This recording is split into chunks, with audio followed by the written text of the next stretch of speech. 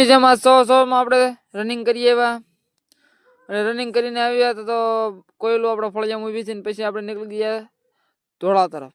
ધોળા આપણે મીકવા જવાના હતા એટલે આપણે નદી ક્રોસ કરીને ફાઇનલી પહોંચી ગયા ધોળા. ધોળા આપણે બસમાં બેસવાના હતા એટલા માટે આપણે બસ આવી ગઈ ને બસમાં બેસી દીધા ને આપણે નીકળી ગયા પેટ્રોલ પંપ તરફ. પેટ્રોલ પંપે પેટ્રોલ પુરાઈને નીકળી ગયા આપણે ઘર તરફ. લટાપટા કરતા પહોંચી ગયા ઘરે. ઘરે પહોંચ્યા જય ઠાકર મળે મિત્રોના 100 નીકળી ગયા આપણે ગયા સરાવવા માટે. અને ફાઇનલી આ જગ્યાએ થતા આપણે આ કપાસમાં પહોંચી ગયા. કપાસ હતો લીલો કાસ. અને આ કપાસ સરાવ્યો ને પછી ઉપડી ગયા બીજો કપાસ સરાવવા માટે.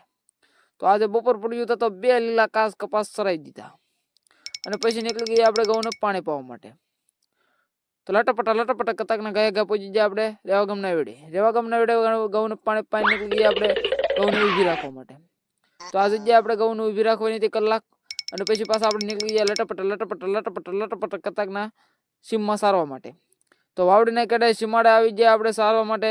25-30 વીઘાનો કપા હતો અને સારતા થતા તો આપણે આ ગા વેસવાની થઈ ભલાભાઈને એટલે એને ઓળખી અવળી ભરી દીધી અને આ ઓળખી ભરી થતા બીજી ભરવાની થઈ 2 થઈને 1.5 લાખની ભરી દીધી અને પછી આપણે નીકળી ગયા ઘર. આજનો લોગ એટલો ફોલો કરી નાખો. ટક ટક ટક.